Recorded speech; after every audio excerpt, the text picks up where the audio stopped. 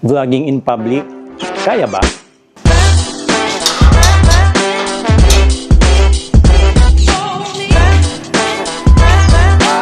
So, vlogging, medyo nakakaba.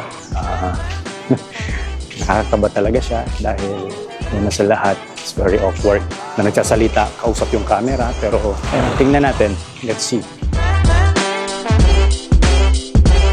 So, ilang minutes pa lang tayo guys nandito sa plaza. Pero medyo nararamdaman ko na yung kaba. Pagpindot pa lang ng record button, talagang medyo medyo mahirap na. Pero di bale, we will try our best to provide you with quality content.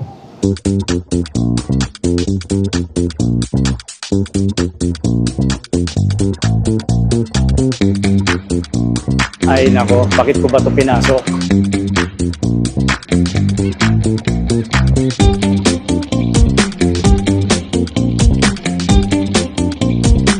So, more practice pa guys, pero one step at a time and we'll get there.